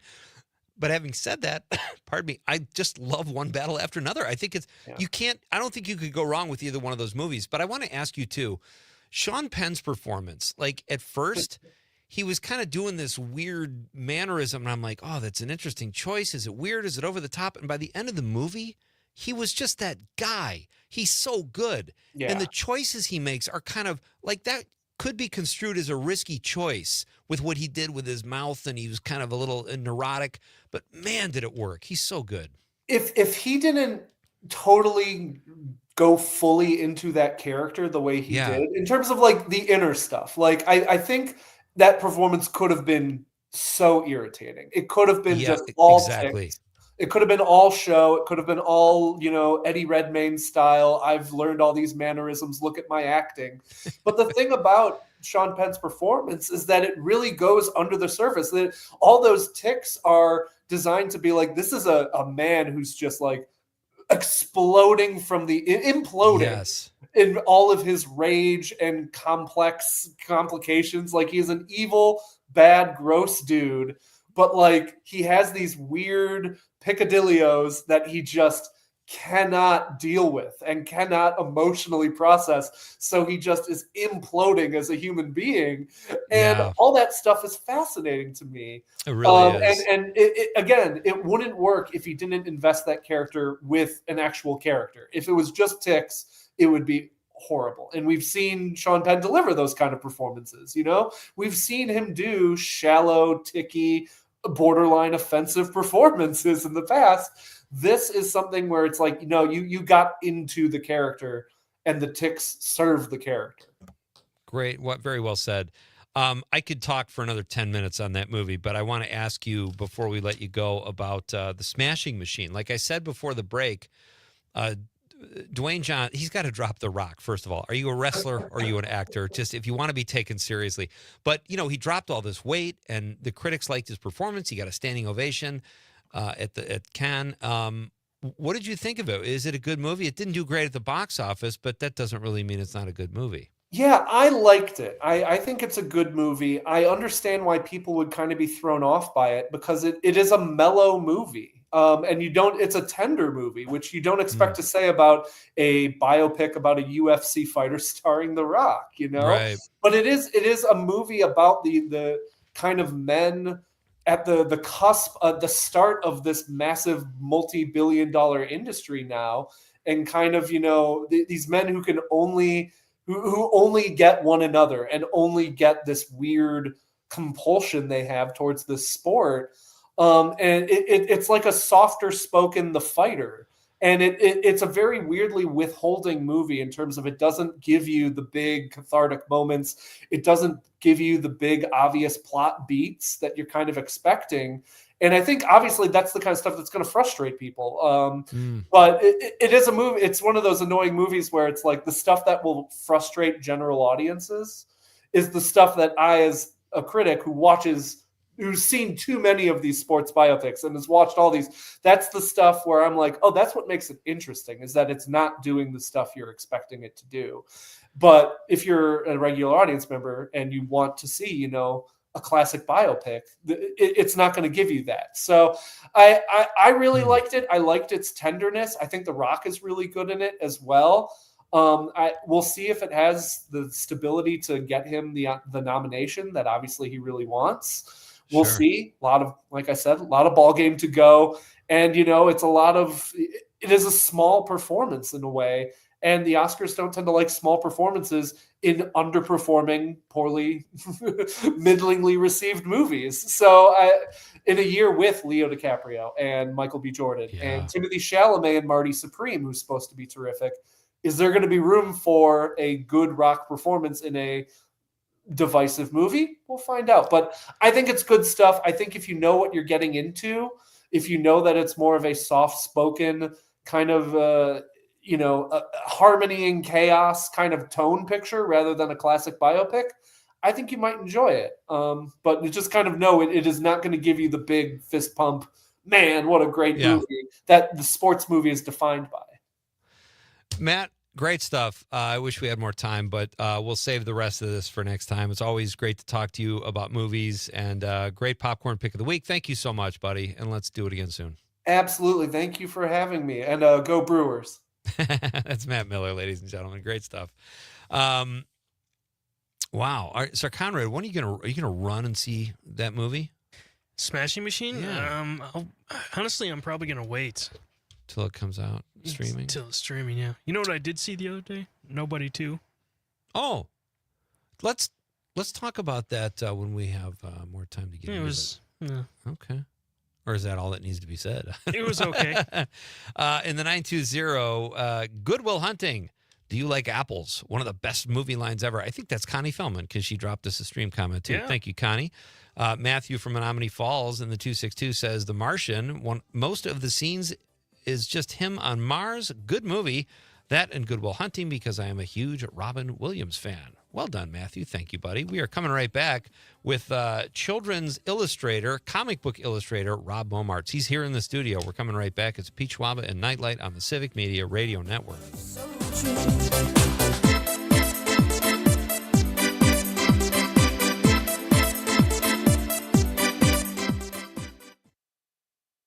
From Hobart to Bay Settlement, 97.9 WGBW.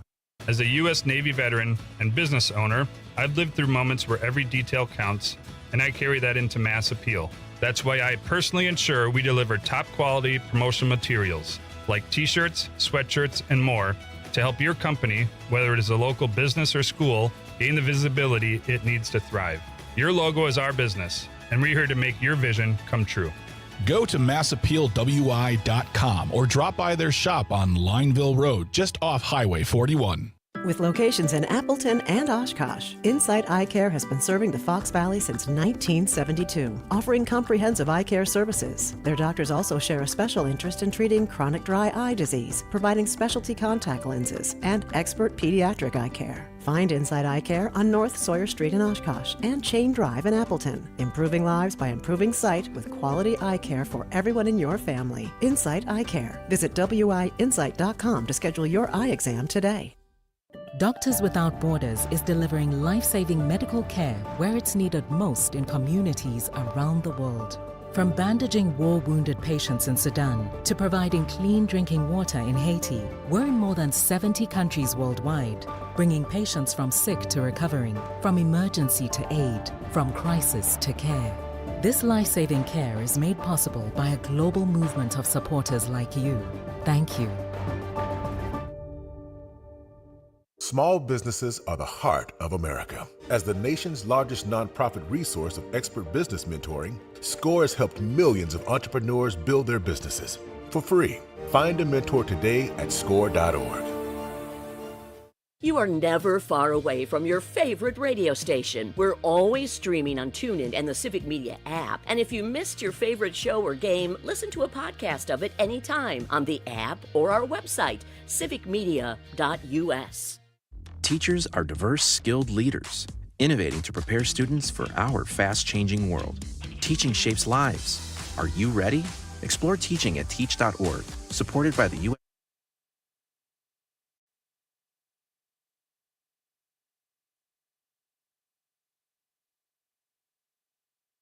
I could feel at the time there was no way of knowing for the reason This is Nightlight. I am Pete Schwaba. This Thursday show is going way too fast. Our question of the night, folks, is what is your favorite Matt Damon movie? What is your fattest Matt Damon movie? That's where I was going with that. There's so many. It's his birthday this week. He turns 55 in the 920. Andy from Green Bay says, Dogma, best cast ever. Must be an important actor to spend almost $900 billion rescuing his fictional characters. $900 billion. Wow. Guy did his homework. Did a deep dive there. Thank you, Matthew. Good stuff. Thank you, 920.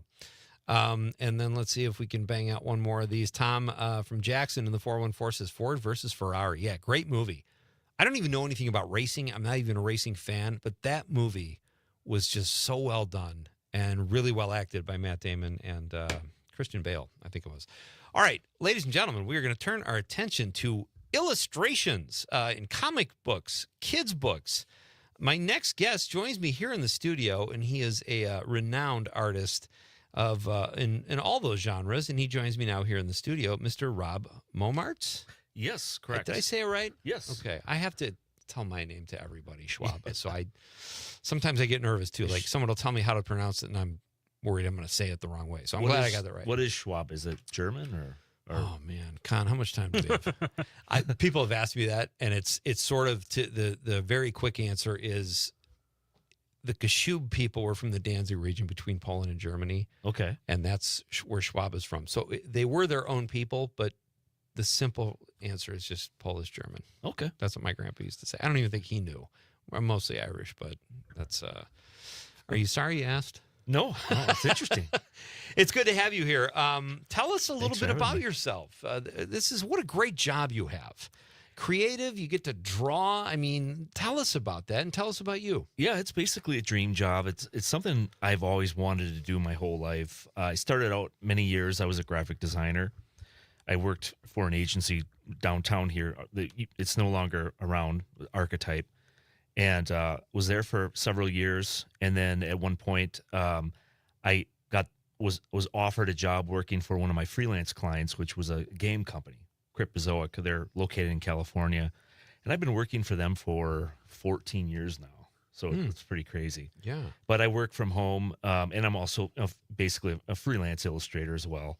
And that's where I do my children's books and what I do character design, lots of different little projects here and there, covers for kids publications, Okay. Scholastic, that kind of stuff. But yeah, I've been doing this for a while. I mean, I've been actually freelancing since I was a teenager, high school.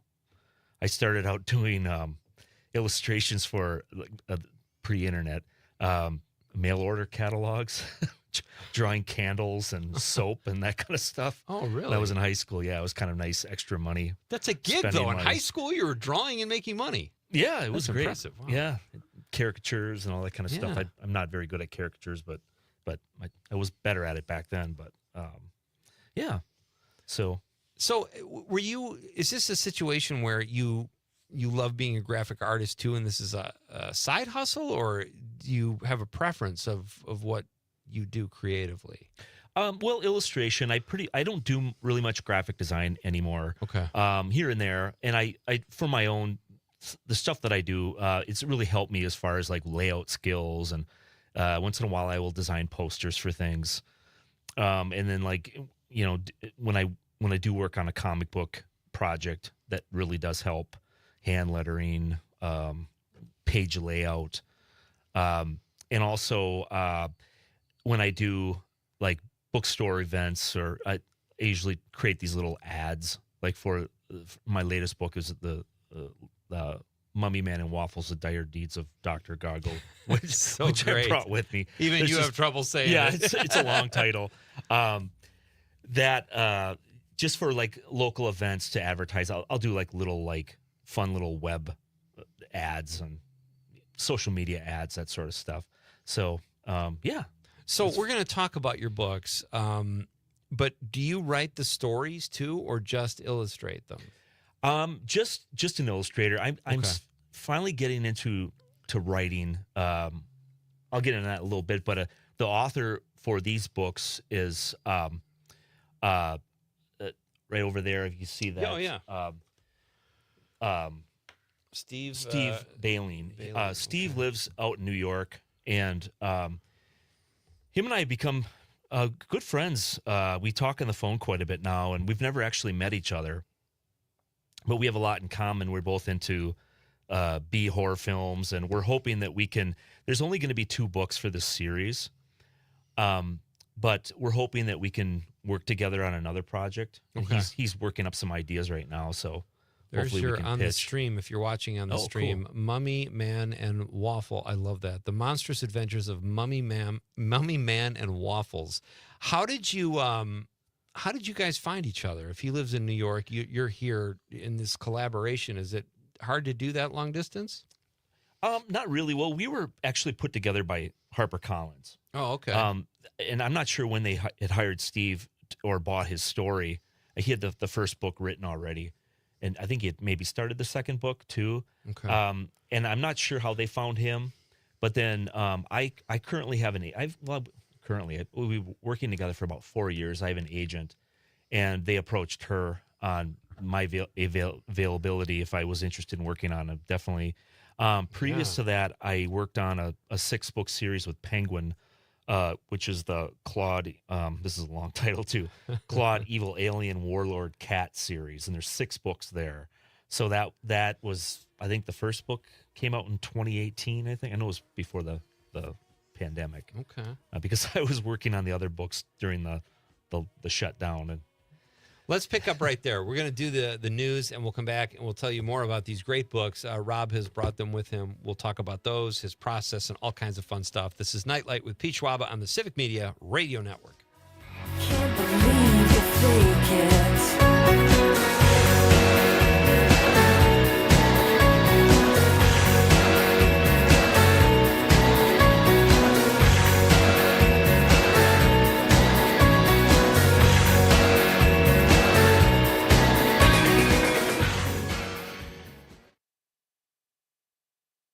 97.9 WGBW and WGBW.FM.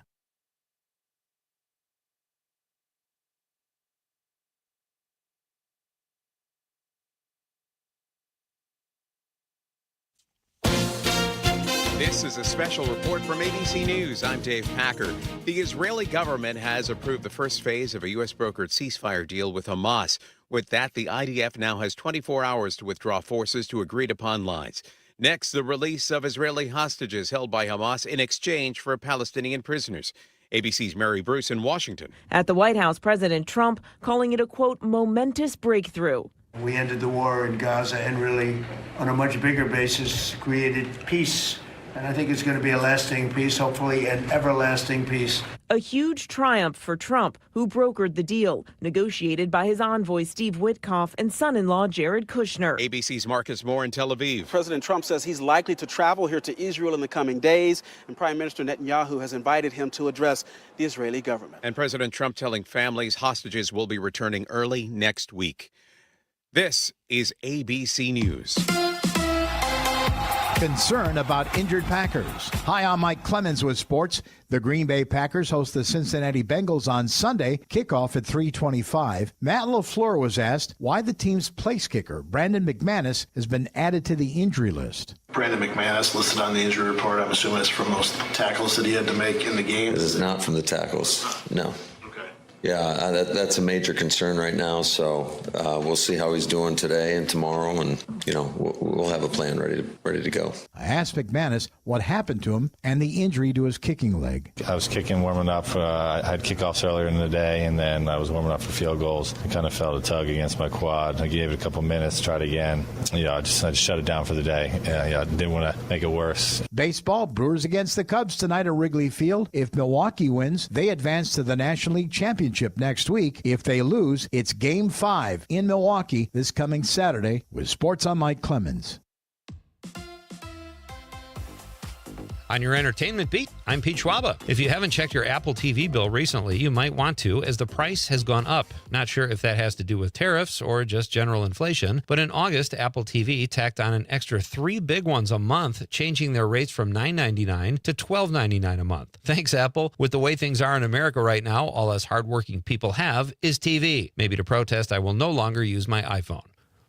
Yeah, that's not going to happen. If you're looking for something new on the small screen, check out an oldie but a goodie in The Honeymooners. The comedy classic premiered 70 years ago in October of 1955. The Honeymooners ran for 1 season and 39 episodes, if you can believe that. The show starred Jackie Gleason as Ralph Cramden, Audrey Meadows as Alice Cramden, and Joyce Randolph and Art Carney as neighbors, the Nortons. Oftentimes, there are 2 episodes in a half hour, and they're well worth taking a look at. For more showbiz fun, tune in to Nite Light with me, Pete Schwaba, weeknights from 6 to 8 p.m. on the Civic Media Radio Network.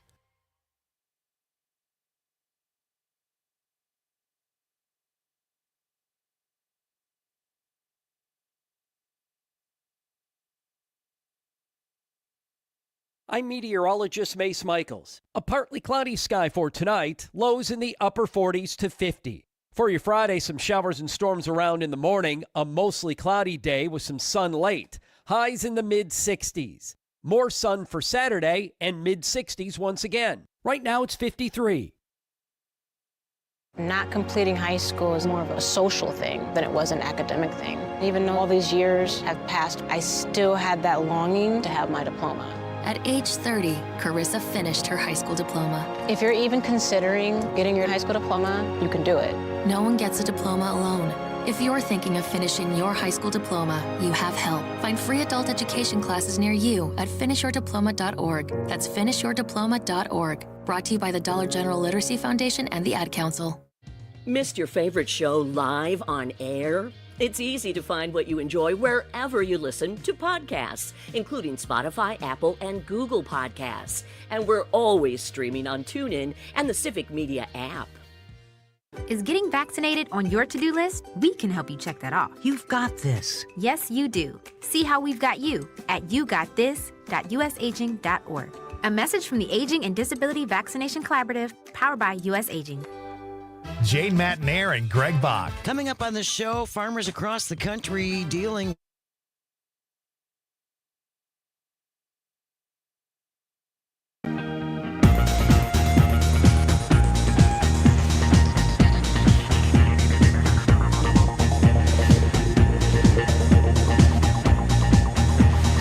Welcome back. This is Night Light. I am Pete Schwaba. So great to have you with me on this Thursday night. Lots going on in Wisconsin. We got Cubs Brewers starting in about a half an hour, and we'll see what happens. Are you a baseball fan, Rob? I am not. Okay. I didn't really grow up with it. You're better off. I'm a Cubs fan. I think I'm in for disappointment tonight, but the Brewers are pretty hot. But we'll see what happens. Craig Anthony Knitt on the stream. My guest is Rob Momartz. He is a children's book illustrator, comic book illustrator, does just amazing work. If you're watching on the stream, here's the cover of his book. I have to look at the title again. The Monstrous Adventures of Mummy Man and Waffles. Great title. And the art, put that up again, Con. It's just so great. It's just, look at that. That is just beautiful. Thank you. I have a few more. We'll show a few more of your pieces that you've done, and they're just they're great. But Craig says, Pete, I absolutely adore Rob and his illustrations. Everyone I've seen is so darn charming. What Matt Damon is to acting, Rob is to illustration, and then some. Wow, that's I paid Craig to write that. I hope it didn't cost you too much. Yeah, Craig's a good guy. He's been on the show. Thank you, Craig. And I agree based on what I've seen, no question. Sydney on the stream says the Majestic, Matt Damon, had a voice-only feature. Very well done, Sydney. Thank you, sir. And Andy says that his previous text, he enjoyed The Dead of Winter with Emma Thompson. He said it's a current movie that flew under the radar. Thank you, Andy. And Amanda, okay, here we go. Amanda Nimmer. And she's the one who introduced us. Yes. Rob. So Amanda says, my son Jack is watching, and he loves the book series. Oh, great, Amanda. Hello, Jack. Hope you're having a great night. And this is great. I mean, some of the things you draw, Rob, like Con, I sent you those other two. Let's put those up. This is part of a Halloween series you did. Yeah, that's me and my daughter when she was little. I can relate to that. That's great. She's a weird little kid. That is dark. Like really colorful and beautiful and horrifying all at the same time. She looks like she's going to grab her dad's tongue or jugular. I used to find Barbie dolls like laying around, and she'd do these little dioramas or setups, and they were always doing really bizarre things. It was kind of creepy. Here's another one. This one, again, is just beautiful, but really scary. Yeah. That's Grandma, I assume, a funeral it was, or a wake. They have a lot of different illustrators during the Halloween season on social media. Will do these drawing challenges, and then each day they'll have a drawing prompt. And I think that one was, this was from a few years ago, but it was something about a departed aunt or something like that. I can't, but. And it's like her spirit, and for those of you on the radio, I know this isn't a visual medium, but it's a woman in a casket, and her spirit is coming out of the casket, and she's grabbing these kids, and she's laughing like with a crazy look. That's great. The portrait in the background mirrors the oh yeah, creepy. It is very creepy. Is that stuff like, what do you like to draw? Like, you draw kids' books. So I would imagine it's at times you have to tone it down a little bit, or is that what what your passion is? I like stuff that kind of has like a little bit of an edge to it, like children's stuff that it has a little creepiness to it. Yeah, that's why I like these Mummy Man books, because it's pretty innocent stories, but there's some pretty weird creatures. Like in the first book, there's a foot monster that has like 1,000 toes or something like that. And then the latest book, there's his name is escaping me, the Cthulhu guy, what is his name? He was a early 20th century horror author. Oh. But there's a Duck Thulu character in this that shows up at the end of the book that's kind of bizarre, a giant duck creature. So do you feel like when you write these books, if you tend to lean towards the edgy, I applaud you for doing what you love, but they are kids' books. Are you limiting your audience, or are there enough people out there that don't care if their kids see stuff that's creepy? Yeah, that I'm not sure of, really. I mean, I know a lot of times I haven't really gotten any notes from anybody to like dial anything back. I try to keep things pretty lighthearted, but I just like that the creepy edge. It seems like there's a balance. Like, yeah, this is creepy, but it's not going to give a kid nightmares. Maybe but maybe it will. Well, I know years ago I did a for a small publisher a children's book series that the two main characters, one was a raven and one was a squirrel. And when I did the first character designs for that, the publishers thought, they were like, these are a little kind of scary. You need to dial them back a little bit. Yeah. And but yeah. And did you? I did. When I look back at those right? pictures, I kind of laugh when I see them. But that's funny. So let me ask you this. I was thinking about this earlier when I was looking at your website. Is illustration AI proof? Because I'm sure AI can put out anything, but you really bring character to these characters through your drawing. And I don't know, would they have the nuance that a real human author could bring, or illustrator? Well, there's some pretty, I mean, it's kind of easy. It's still slightly easy to pick out like the AI art. And I know there's a huge pushback from publishers with AI. I know that a lot of like the big publishers will not accept any sort of AI art. Okay. And I know recently, I can't remember exactly what happened, but there was at a comic convention, there was a guy that was selling AI art, and I think they escorted him out of the convention. Oh, wow. So, yeah. I mean, good. Yeah. I mean, it's just, stealing images from off the internet and create. I know some cartoonists that their work was stolen. And there's a guy, Mark Parisi. He does a comic series called Off the Mark. I believe it's someone took one of his dog comics and changed the dog breed slightly using AI, and it was posting it on some dog site or something like that. And he got wind of it, and it was a cease and desist type of thing. Yeesh. But yeah, it's kind of scary. My guest is Rob Momartz. He is a children's book illustrator and a comic book illustrator and a graphic designer, and he does really impressive work here. We've just been looking at some of his stuff since he's been here in the studio. And I have to ask you, who are your favorite, or what were your favorite? You just talked about your daughter as a senior in high school. What books did you read your kids? What were your favorites? Oh, we have so many children's books. God. Well, this being Halloween season, we have a huge collection of Halloween books at home, and my daughter's favorite book, she has it memorized, is the Jerry Seinfeld's Halloween book. Oh wow! It was based off his Halloween bit that he did. Yeah, and but that one we read all the time. It came with a CD you could listen to also. Oh, nice. But yeah, all of the there's so many. I'm trying to think of any specific titles. In our house, we liked a book called Rattle Trap Car. I don't know if you ever heard about that, but we would, each one of us would read one of the parts, and it was like this rural country, and this car was like patched together and making all these funny sounds. And then one of my favorite books that we got was, before we had my son, was a book called Guess How Much I Love You with two bunny rabbits, and they're talking about, will you always be there for me, Dad? And that kind of stuff. It's a great book. And if I saw it now, I'd probably weep openly. Yeah, but these books are so special when the kids are young. Oh yeah, definitely. I mean, there's still a few books like that.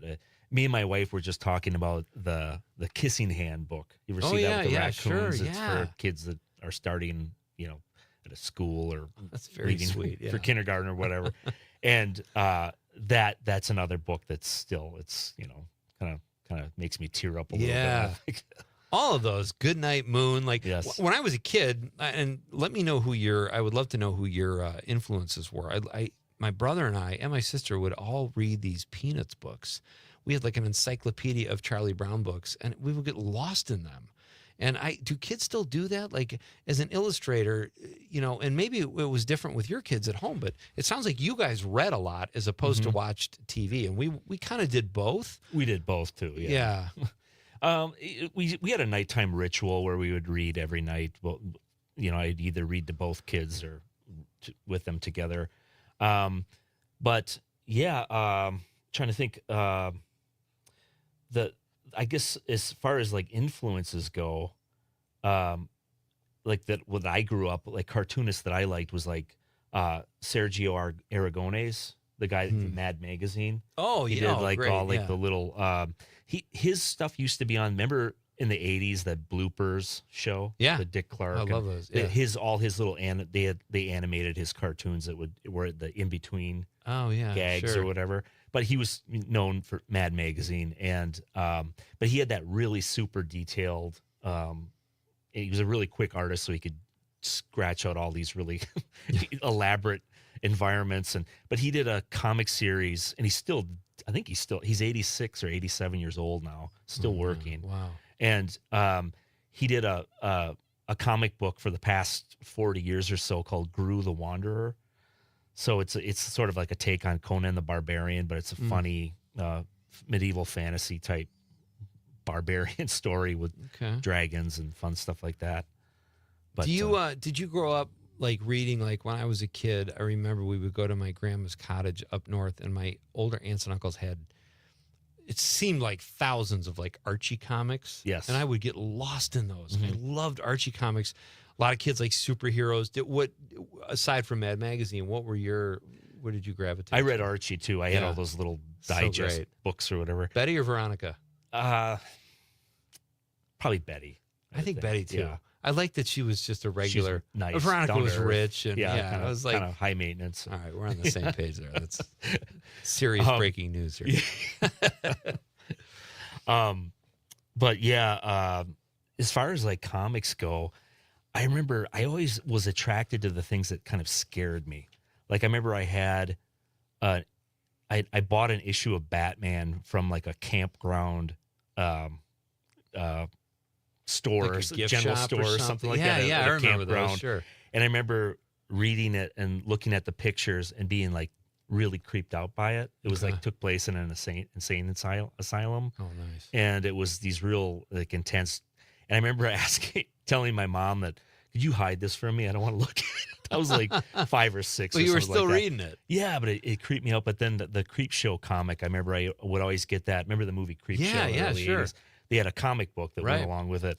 And it was in the library, and I used to always check that out and read it. And the pictures in it really scared me. But I'd always get it every time I went to the library. Didn't stop you. Yeah. Where can people find the monstrous adventures of Mummy Man and Waffles? And then you have a series too. I don't know if I'm saying this right. Quality, the cat. Claude. Claude. Oh, Claude. Okay. Evil Alien Warlord Cat. There's actually 6 books. You can find those. Well, I know Lion's Mouth downtown here. You could find the Mummy Man books there. Okay. Nice. Otherwise, they're pretty much available wherever books are sold. I mean, as far as like ordering them online. That is Claude. Klawde. I never would have guessed that. Yeah. It's kind of a cool spelling. Well, check these out. These are great. We'll ask you about some of those when we come back. We're going to do a really short break. And I want to ask you about your process when you get creative in your space when we come back too. So we'll do that. My guest is Rob Momarts. He is a comic book and children's book illustrator, and he likes the creepy stuff, folks. And what better time of year to have him on right now? This is Nightlight with Pete Schwaba on the Civic Media Radio Network. Drums keep pounding a rhythm to the brain. La-da-da-da-dee, la-da-da-da-da. The grocery store, the supermarket.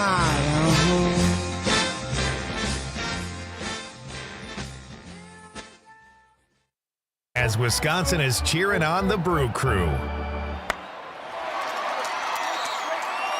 This is the Civic Media Radio Network. family needing a getaway? Chula Vista Resort in Wisconsin Dells has everything you want, right on the Wisconsin River. Splash into new surrealistic water park fun with rainbow rapids. Try new dual zipline racing at Chula's Aerial Adventure Park. New thrills like the towering 200-foot bungee ejection ride, plus $20 million in lodging renovations, 18 holes of challenging golf, all on site. Check it all out at chulavistaresort.com. It's the Eco Minute powered by Clean Wisconsin, your environmental voice since 1970. I'm Amy Barrio. Concerned residents in the town of Stella near Rhinelander packed their town hall to demand answers from the EPA and DNR about PFAS contamination. The toxic forever chemicals have been found at high levels in drinking water and waterways across the area. The DNR says that contamination came from industrial sludge spread on farm fields by 2 nearby paper companies. Wisconsin's coastal communities are getting more money to help improve and protect shorelines. In celebration of Coastal Awareness Month, the Wisconsin Department of Administration is handing out $1.3 million in Wisconsin Coastal Management Program grants to 35 communities across our state. Right now on the Defender podcast, the amazing story of one Wisconsin food that was banned, burned, disappeared from our plates, and the comeback that's being helped along by solar farms. Listen at cleanwisconsin.org or wherever you get your podcasts. Doctors Without Borders is delivering life-saving medical care where it's needed most in communities around the world. From bandaging war-wounded patients in Sudan to providing clean drinking water in Haiti, we're in more than 70 countries worldwide, bringing patients from sick to recovering, from emergency to aid, from crisis to care. This life-saving care is made possible by a global movement of supporters like you. Thank you. Every 15 seconds, someone is diagnosed with cancer. If it's happened to you or someone you love, the American Cancer Society can help at every step of the journey. Visit cancer.org today. You are never far away from your favorite radio station. We're always streaming on TuneIn and the Civic Media app. And if you missed your favorite show or game, listen to a podcast of it anytime on the app or our website, civicmedia.us. Not completing high school is more of a social thing than it was an academic thing. Even though all these years have passed, I still had that longing to have my diploma. At age 30, Carissa finished her high school diploma. If you're even considering getting your high school diploma, you can do it. No one gets a diploma alone. If you're thinking of finishing your high school diploma, you have help. Find free adult education classes near you at finishyourdiploma.org. That's finishyourdiploma.org. Brought to you by the Dollar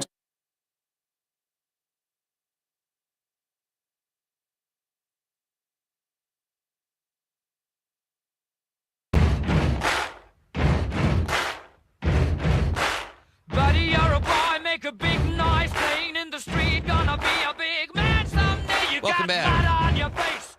I'm Pete Schwaba. This is Night Light. We're in the home stretch here. Tomorrow night, folks, it's a bar band Friday night. Terry Barr will be here with some great music and some fun chat.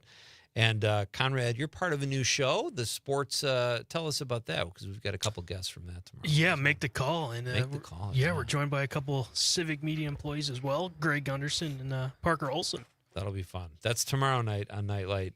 And Monday night, I'm excited. Jamie McShane will be here. Jamie's been on the show before. He's a good pal of mine. He is on the show Task right now on HBO. And he is the top dog bad guy. And he had a great scene last week where he, spoiler alert, killed someone. But there's only, when he's on Monday, there will only be one more episode of Task. So we're not going to say any names or spoilers, but please listen to that interview Monday. Jamie is a phenomenal actor, and he's always fun to have on the show. Right now, we have a few more minutes with our current guest, Rob Momart's here. He is a children's book and comic book illustrator, and he does really outstanding work. And you're like are you like the most buff children's author, would you say? No. What do you bench? What do you put up? 400? Conrad, look at this guy. Yeah, buff. No, I don't really bench. I don't have anybody That's so to spot 80s, me. right? So, well, you don't look like you're missing any workouts. And Conrad can bench 470. Was I off by about 200 pounds? Yeah. All right. but No, he does what? 275. 275. That's Wow, pretty. That's pretty. How'd you know that, Rob? Because he said it like I heard it last week. Oh yeah. Oh, we were talking about that. Oh, thanks for listening. That's great. All right. So, That's a well, lot. you look like you could lift a house. Oh, And thank that you. Probably comes into play never when you're writing children's books, but it's you could write a superhero character based on yourself. All right, so tell us about your process, Rob. Like, you sit down. Do you draw every day? Do you lock yourself off, or do you like a coffee shop atmosphere? What is your creative process? Yeah, it's kind of like a coffee shop atmosphere. I drink a lot of coffee during the day. Okay. So I kind of overdo it, but I have a weird schedule. As I get older, it's harder for me to stay up later, but I used to stay up wee hours of the night working on when I was working as a graphic designer full time. I'd stay up and work into the wee hours and then show up to work the next morning and be really tired and couldn't do that anymore. But now as I get older, it's tougher. But for my day job, as I work as an illustrator, so I work on all my work projects 9 to 5 or 8 to 5, and then at night, then I work on my personal stuff and freelance work. So it's a long day. You need it coffee is, sometimes. This stuff is it's nice. It's like a hobby to me, but it's but when I'm under a tight deadline, then it's not so fun. Let me ask you something. When you're doing this, because I used to go back and forth, like when I was writing more, I would love to pour a glass of whiskey and work. And then, they say write drunk, edit sober. I wasn't like drunk, but, or when you're on a low amount of sleep, can that help your creativity? Because you get in kind of a weird place, or do you feel it's best to have a good night's sleep? Well, it's best to have a good night's sleep. Like, when I do get a decent amount of sleep, I feel really energetic in the morning, and I'm a little more clear headed, and I'm not as I get really easily distracted when I'm sleep deprived during the day. Yeah. So I get like antsy, and I keep looking at my phone and looking at the horrible news that's going on all the time, and or checking little social media stuff or texting friends or whatever. That'll take it out of you. So, sure. But when I find that I get a decent night's sleep, I feel a lot more like focused and zeroing in on my work, and the day goes a lot faster too. It's definitely better for your health. Yes. I'm like, creatively, I wonder if there are people who prefer, pardon me, once in a while slipping into those zones or whatever. But do you have, you said you watch TV with your kids too, as well as read to them. Do you have favorite kids shows or movies that you liked watching with your kids? Well, when my kids were little, I'm trying to think, we watched a lot of stuff. And it was fun showing them all these movies that I grew up with, cartoons. Isn't that fun? Holiday specials and things like that. Like when my kids were little, I introduced them to like Emmett Otter's Jug Band Christmas and the Muppet Family Christmas Family, which you can only get pirated copies of now. Really? Yeah, because it's got like all the properties that Disney does not own, like Fraggle Rock and all Sesame Street and stuff like that. But I would introduce my kids to all this stuff that I grew up watching, and it was just kind of fun to see their reaction or what things they liked. At one time when my kids were little, I got them into the old obscure cartoon Thundar the Barbarian, which was out in the early 80s. It's a really bizarre apocalyptic cartoon. It's weird. But I remember we had like the entire, it was like 1 or 2 seasons or something on DVD, and we'd watch that, and the kids got into that. But yeah, that's cool. I'm totally with you. When they reach that age, like I couldn't wait. First it's like I can't wait to show them The Sandlot, and obviously Toy Story is a kids movie, but like I couldn't wait to show my son Collateral with Tom Cruise and Jamie Foxx. Stuff like that. But I'm going to ask you, we'll find out in just a second where you can buy Rob's stuff, you guys. But right now I'm going to close out with a couple texts here that we got on our question of the night. Your favorite Matt Damon movie? John from Madison says, Peter, way too many to pick from. Matt was great in Jersey Girl, and Carlin was in it for a big bonus. Oh, yeah. But the Bournes are the best. Yeah, hard to argue with that, John. Thank you, sir. Bridget from the 818 says, Little Darlings and The Outsiders. I looked this up. That's actually Matt Dillon. You know what? We could have done the same question with Matt Dillon because he's got a great catalog as well. Sydney Politics on the stream says, any civic media station airing the game? I believe WISS is right now. Okay. Oshkosh. Sid, check that out. WISS. And then probably Racine? WRJN. Can you get it on the stream? You can get it through the app. Yeah, I'd say recommend just going through the app and just kind of checking absolutely. out. But WISS, I do believe. All right, very cool. So once again, Rob Momarts, thank you. Thank you to Matt Miller. Thank you for all your calls and texts. Check out Rob's books, the Monstrous Adventures of Mummy Man and Waffles, and then the Claude series. Did you bring Claude books? I did not bring. No. All right. Well, you Google Rob. Go to your website. Let's give us your website real quick. We got to wrap. It's up. robmomarts.com. ROBBMOMMAERTS. No one will ever remember that, but trust me, folks, he's worth a Google. This guy's amazing, and he benches 890. All right, come back sometime soon, Rob. It was great having you. Thanks for having me. Thank you to everybody for being here. We're coming back tomorrow night. Good night, Wisconsin.